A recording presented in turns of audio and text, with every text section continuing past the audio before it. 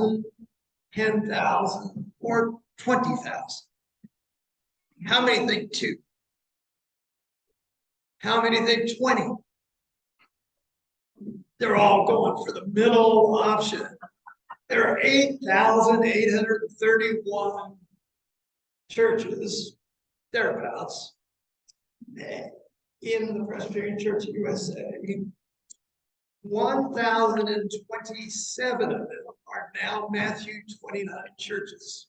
So that's almost 12% of all of our churches have signed on to this particular initiative.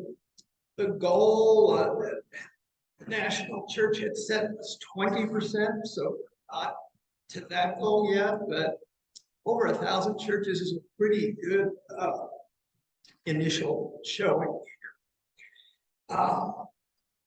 The question or questions for tonight is, why are those people signing up?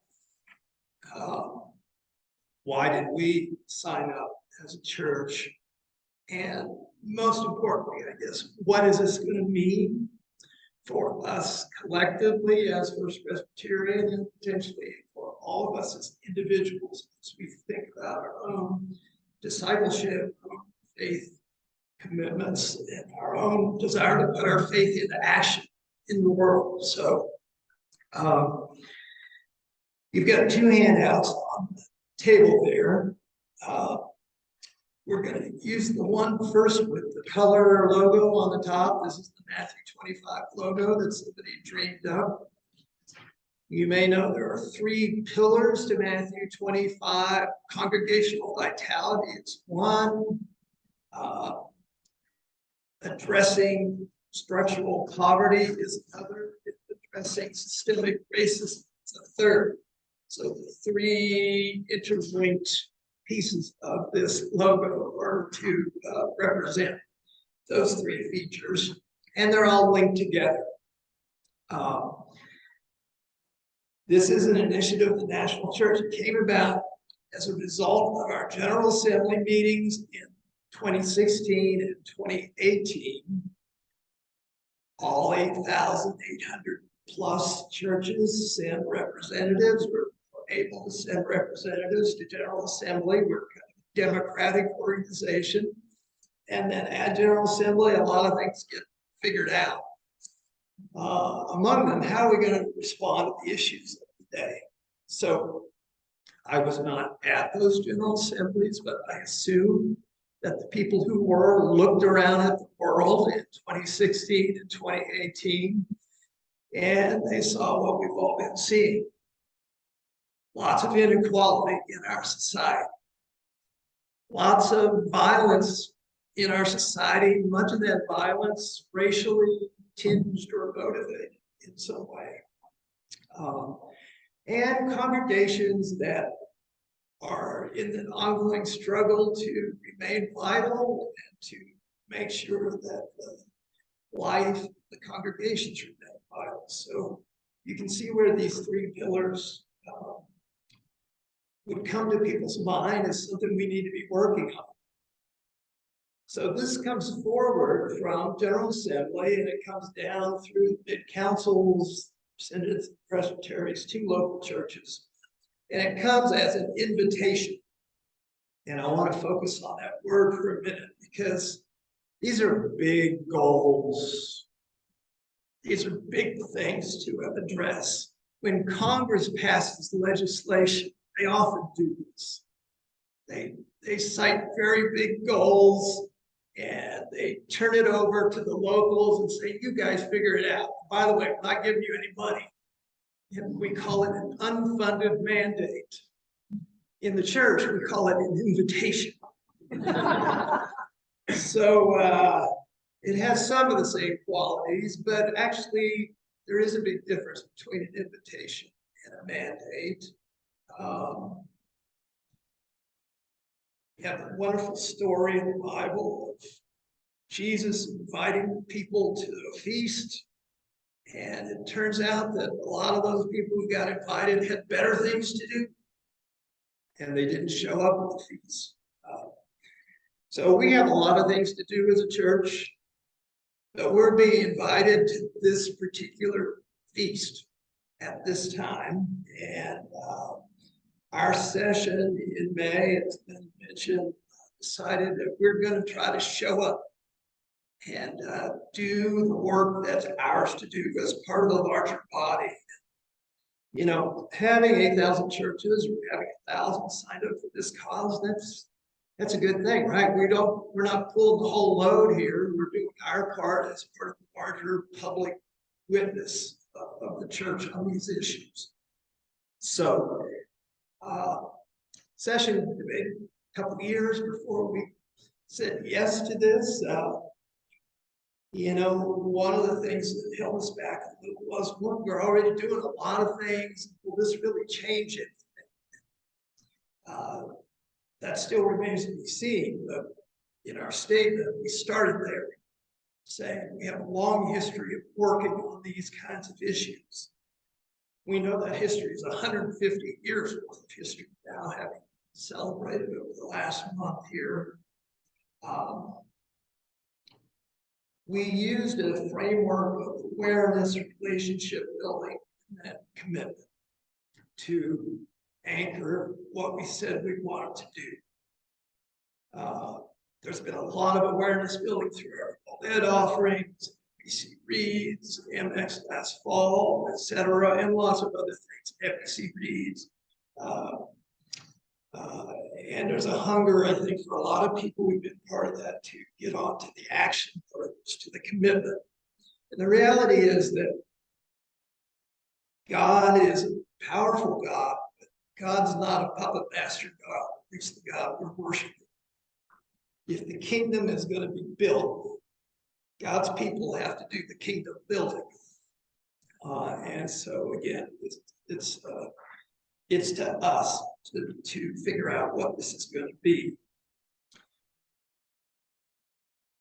We had done a lot of things over the year. We're still discerning whether to sign on to this cause or not. We continued our long-term mission partnerships.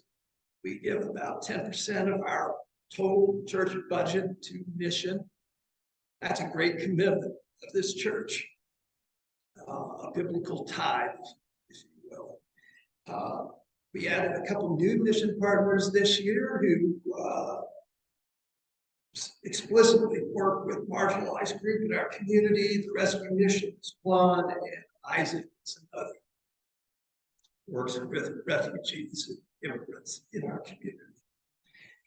Lynn put together a wonderful chart showing how much our facilities get used by all these different partners. Matthew's house folks housed here, etc. Lots of folks meeting here all the time. And so we have been doing a lot already. But we said in our statement, we approved this, we're going to broaden and deepen from what we're already doing. So we have to figure out what that's going to look like. And more importantly, we have to figure out who's going to lead that. Lynn and Jenna and I, for the time being, are kind of spearheading the organizing around this. But we're not going to be able to lead all the different initiatives. We sort of have in mind a model right now. It's not like one big thing we're going to do. There's going to be a few different projects, and that's going to depend upon people feeling called and able to take responsibility for different things. So a month ago, we met in this room, 30 people here, to kick off Matthew 25, and we did a bunch of brainstorming about what might we do. And again, Lynn has a wonderful Excel sheet with 2 pages worth of good ideas that people had expressed on that evening. And I'm sure that doesn't exhaust all the good ideas that are out there. She and Jenna and I spent a little time a week or so ago sifting through those and trying to say to ourselves, which ones do we think might be winners here? Meaning they might grab people in some way. They might address a real need, uh, and uh, and maybe there's somebody out there who could take the lead on one or more of these. So the other sheet on your table looks like this without my scribble. Top of that sheet, here are a few of the ideas that sort of rose to the top, at least tentatively and temporarily. I hesitated to put these on paper for tonight because there's no there yet in any of these. So these, don't take these as commitments yet. But they're things we want to explore further, and we wanted to get your feedback tonight in a minute on which of these might strike your fancy or you think engage others in our church. So let me just talk through a few of these just to give you a feel for what they're like. RIP Medical Debt is an amazing organization. They buy medical debt, which is one of the leading causes of driving people into poverty in our country. You don't have health insurance, something happens, you get a huge bill, and that debt sticks with you and leaves you in poverty and makes it very hard to get out.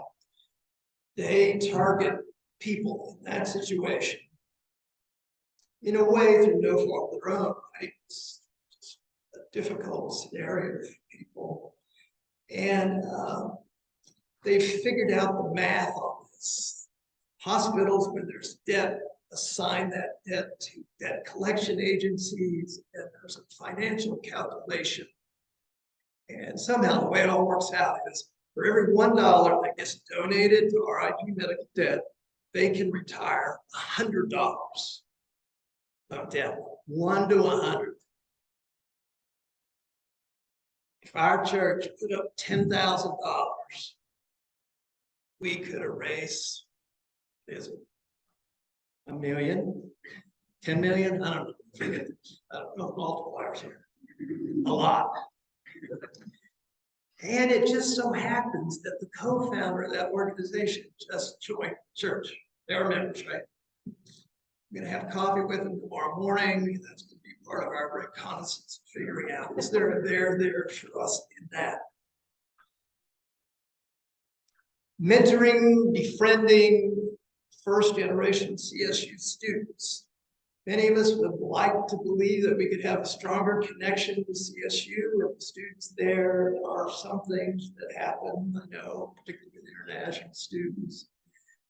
We're supporting Lutheran campus ministry with the program they have that's serving students in need, but subsidizing their housing. We've helped support that program. This would be potentially something even less formal, just maybe as simple as offering to give a meal once a week to a student that spoke. Our universities are doing a really good job these days at attracting first generation college students.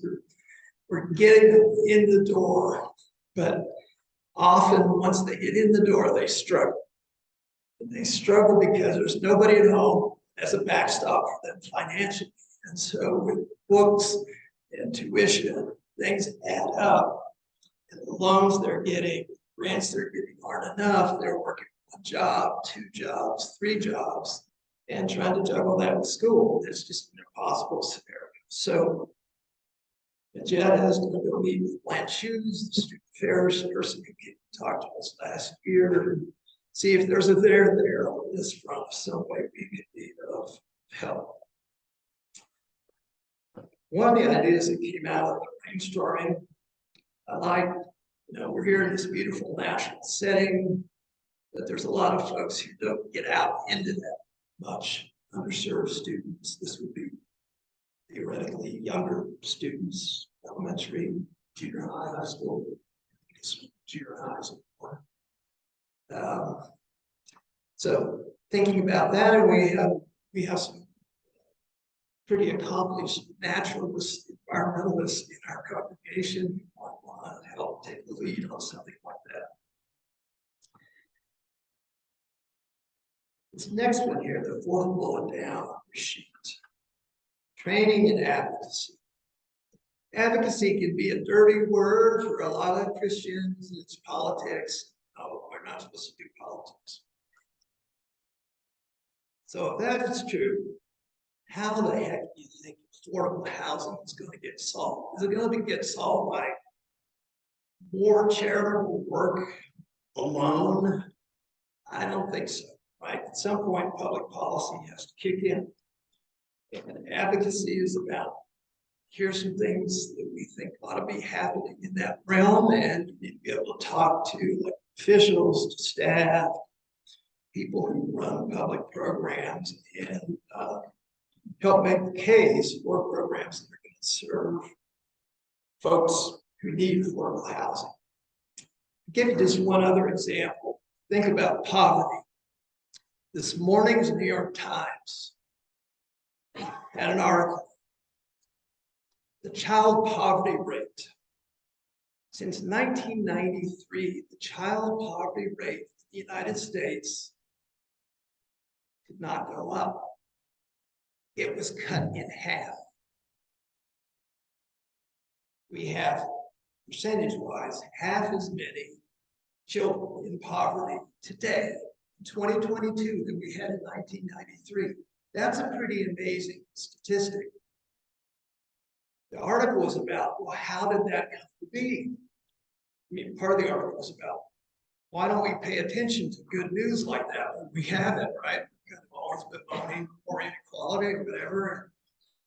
But here's the good news story to tell, right? The story was not about how lots of charitable churches cut the child poverty rate in half. The story was about welfare reform.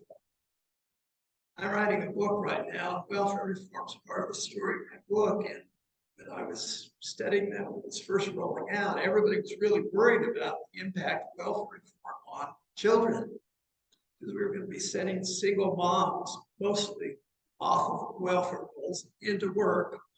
And a lot of us didn't think that was going to work very well, me included.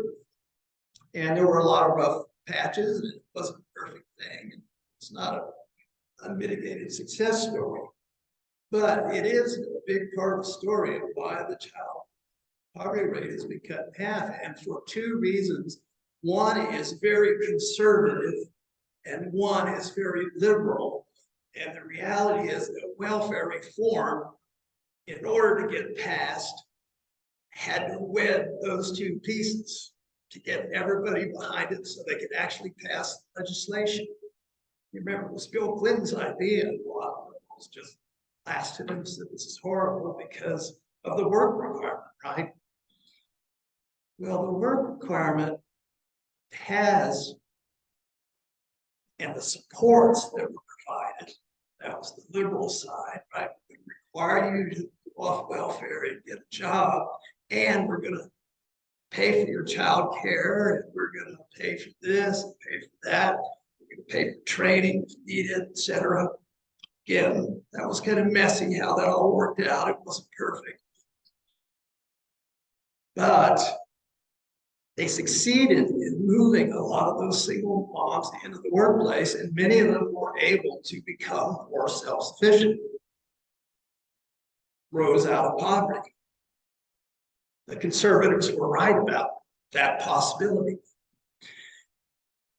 And the liberals were right that if we hadn't invested a whole lot of money in child care and transportation support and other parts, it wouldn't have happened either. So that's a long sidebar to say that if we care about poverty, if we care about racial justice issues, at some point we have to speak up in the public sphere. How we do that, when we do that, there's going to be a lot of different ideas about it. Certainly as a congregation, we have to be careful, and we're not partisan, but we're keeping our eyes open for good ideas. And if you want to know what our Presbyterian polity says about how we should do that and not do that, sermon that Corey preached the Sunday after January 6th, go back and get it. It's basic down-home Reformed theology about how we engage in the public sphere. That's where we are. We're not Christian nationalists, and we're not lefty socialists. We're right there in the Reform great middle ground. That is part of what America has been for a long time. Okay, there's some other ideas down there. I'm not going to go through those because I want to stop and introduce the 3 questions that are 2/3 of the way down this page, because I want you to take a little time around tables talking about these, and not necessarily in any particular order. So I think anybody could jump in on any one of the 3 at any point. The first is just opportunity to share if you're already volunteering or in other ways engaged in something that you feel is Matthew 25 related, or if you just heard of a good idea from somewhere else, share that with your table. 2, these bulleted items above here, if any of those strike your fancy, that's ones you'd be particularly interested in working on, whatever, say so. And more importantly, say so to Lynn and I at Jetta, so that we start to develop a list of people interested in helping lead on some of this. And then 3 is really, what other ideas do you have? We're not done with our brainstorming yet. It's going to be an ongoing process. We're going to have to try some things, and probably not all of them will work out. The world works the way it typically works. Some things work better than others, and we'll keep learning as we go. Anything else you've got?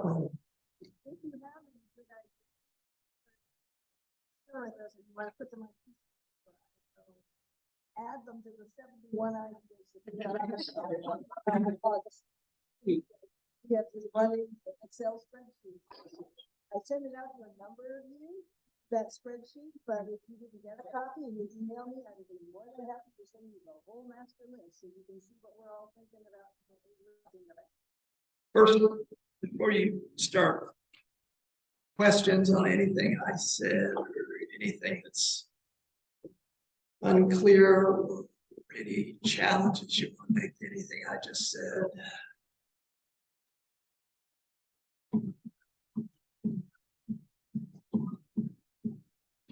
Look, have at it. I think maybe in 20 minutes, and then we'll come back together. Share.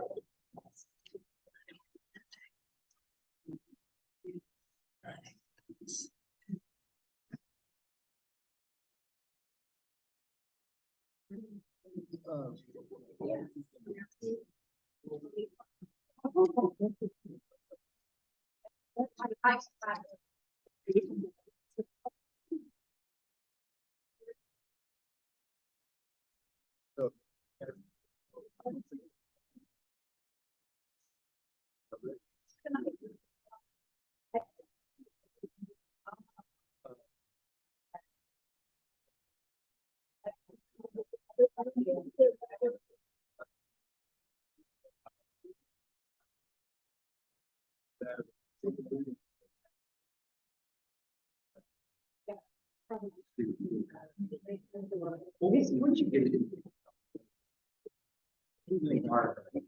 then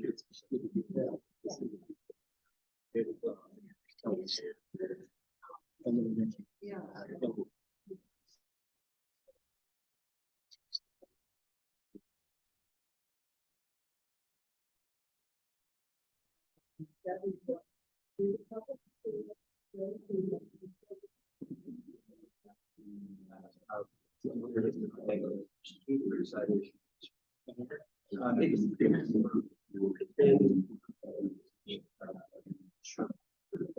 It's a smaller community.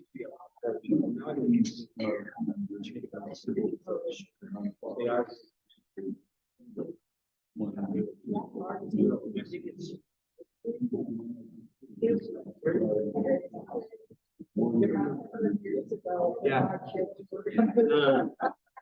But yeah, I thought too, just wonder, you know, it's still a district. All kids have. And then was there